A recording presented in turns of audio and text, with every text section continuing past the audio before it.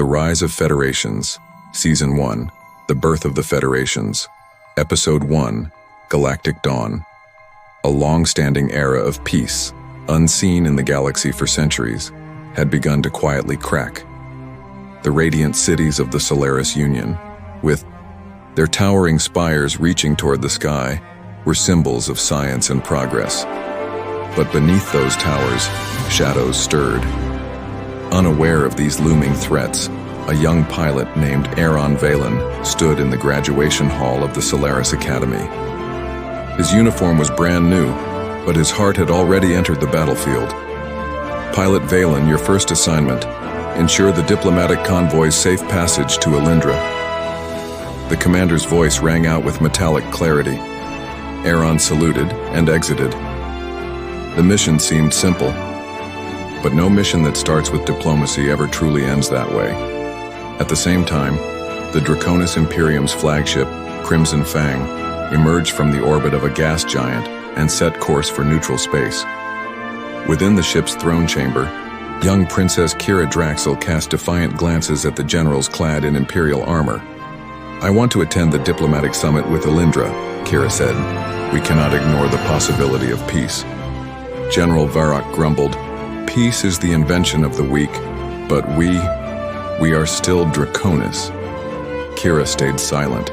She couldn't convince them, but she wouldn't let them stop her either. She assembled her own crew and set off under a civilian identity to join the convoy. She needed to witness peace with her own eyes, or forge it if necessary. Meanwhile, in the underground digital network Spectra of the Varnex Syndicate, a name was rising: Zayne. In the dark markets, everyone knew him. He didn't just write code. He cracked the most secure systems in the galaxy. His latest job had been hacking one of the Solaris Union's black boxes. What he found inside was shocking. Oblivion remnants. Solaris isn't just studying them, they're awakening them, Zayne told his android partners. If this is true, it's not just a crisis between federations. It's the beginning of a galactic apocalypse. Zayne made a decision. He would infiltrate the diplomatic summit on Elyndra. He was determined to expose the truth, even if it meant toppling a federation. On Elyndra, among the ancient temples, a diplomat born under the starlit sky was listening to the silent whispers of the cosmos. Luna Ray, one of the few psychics, capable of sensing impending threats, awoke from her meditative trance with a jolt. Minds will clash. Darkness will rise from the past. The Elyndra Council had tasked her with greeting the Solaris delegates. But Luna carried a deeper purpose: to prevent the coming conflict. Far away in the starless void of space, energy tremors from a forgotten planet activated an ancient structure. Unit 7, an android that once fought on the front lines for Draconis, awoke from slumber. With its programs dormant, only consciousness remained. Loading. Complete. Universal threat detected. A choice must be made. Unit 7 set out, not for Solaris, not for Draconis, not even for Elyndra. It served only one force now: balance.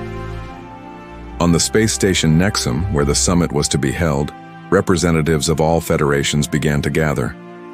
When the Solaris convoy arrived, Aeron could hardly believe his eyes. A Draconis vessel was approaching independently, and from it emerged Princess Kira. Aeron greeted her in disbelief. Kira gave a slight nod. "I'm here to defend peace, but I'm sure your side isn't innocent either." At that moment, the station's security systems triggered an alert. A cyber attack from Varnex had been detected, but it wasn't an attack. Zayne had breached the station's screens, broadcasting a message to the entire galaxy. Oblivion remnants. Solaris Union isn't studying them. They're weaponizing them. What I'm about to show you must be addressed immediately. The footage revealed experiments in deep Solaris outposts, linking ancient interstellar structures to new energy readings. In one of the ruins, a colossal figure emerged. Rakarn. Born outside time, existing even after stars had died, Rakarn was the first avatar of the Oblivion Pact, carrying the wrath of long-lost civilizations. Now, he was awakening. Suddenly, a burst of energy erupted outside the station. A crack tore through space, a rift of darkness. From within, a figure slowly emerged. Rakarn, we have watched you. Your peace games are over. We are the Forgotten, and now you will remember us. His voice slithered into minds. Luna Ray screamed, her psychic shields fractured. Aeron collapsed to the ground. Kira reached for her weapon, but this was no foe that conventional arms could stop. At that instant, Unit 7 arrived on the station. Time seemed frozen. The android looked around at all sides. Threat identified.